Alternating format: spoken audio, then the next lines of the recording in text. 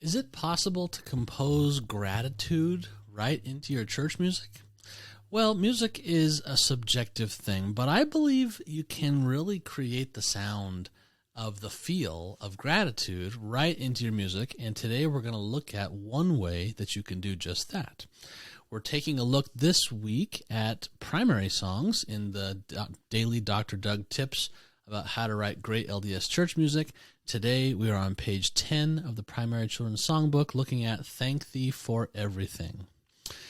Okay, this beautiful little song is not the most popular primary song, but it has some lovely little things that happen pretty regularly throughout the song that give it a certain feel. And to me, it's a feeling that portrays a sense of thankfulness, a sense of gratitude.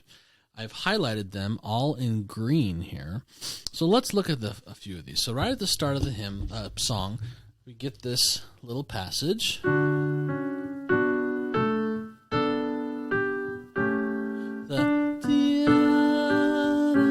the alto, this is what we call a non-chord tone, an embellishing tone.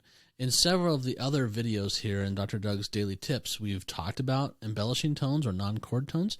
What's unique about what's happening in this song is the composer is using non-chord tones quite often and in a very particular place, very often on the downbeat or on the next strong beat in the measure, which would be beat 3.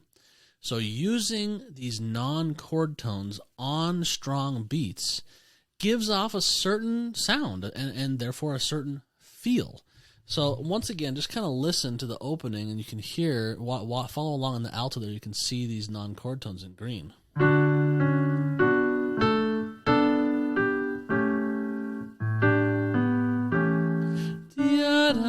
Right on the downbeat. Okay, so the first one, the one that says sus, that's what we call a suspension, meaning that it carried over from the previous chord. It suspended over.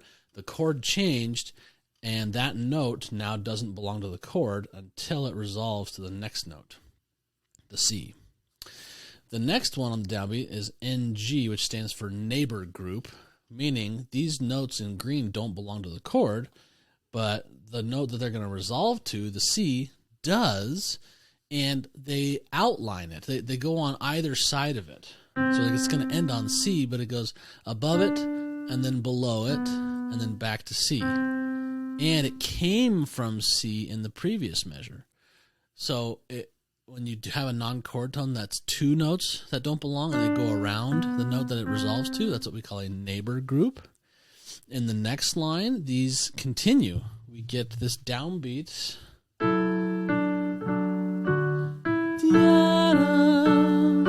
That's a little neighbor tone from the previous measure. So the last measure, top line.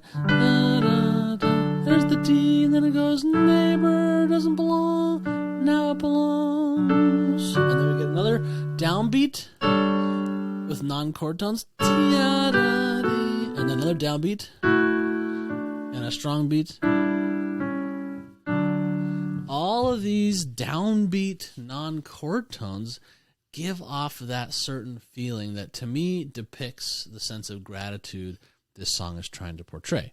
Now let's zoom in on each of these so you get a little more detail.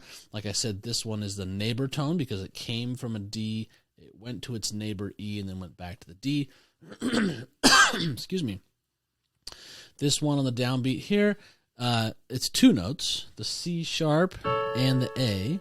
The C sharp is a passing tone from D down to B, and the A is what we call an appoggiatura, where it leaps to a non-chord tone and then steps out of it. And then here we have two suspensions in a row, kind of like the previous suspension where the E carries over, it doesn't fit the chord, then it resolves. Then the D carries over, it doesn't fit the chord, then it resolves down by step. Those are suspensions. So listen to this whole opening. What is that, 8 bars, and just listening for these downbeat, strong beat, embellishing tones.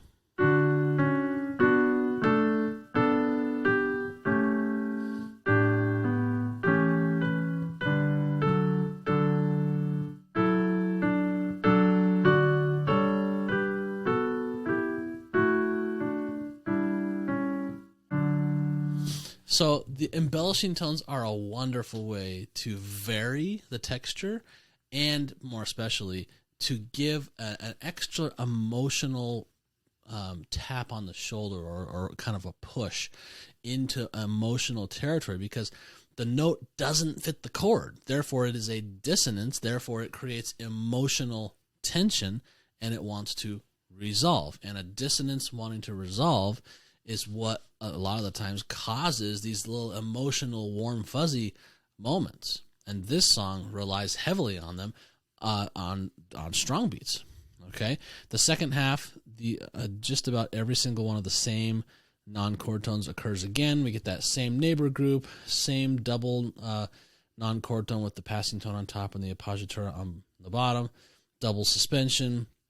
This last one sounds a lot like this previous one, but the first one is actually a neighbor tone because it steps up and then steps back down.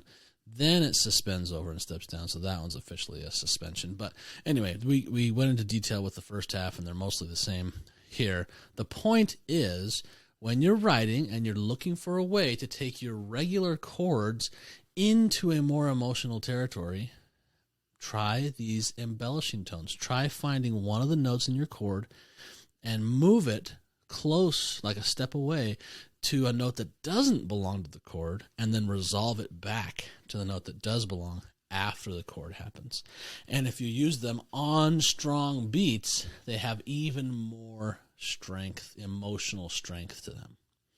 Okay, that is your Dr. Doug daily tip, where we look for a gem from a hymn or a primary song to share with you every day so you can write better songs and hymns yourself. If you'd like more tips like this, head over to latterdaymusiversity.com, where you can get my free report, The 10 Commandments of Writing Testimony-Building Warm, Fuzzy Music. Come back tomorrow, and we will look at page 11 in the Primary Children's Songbook. See you then.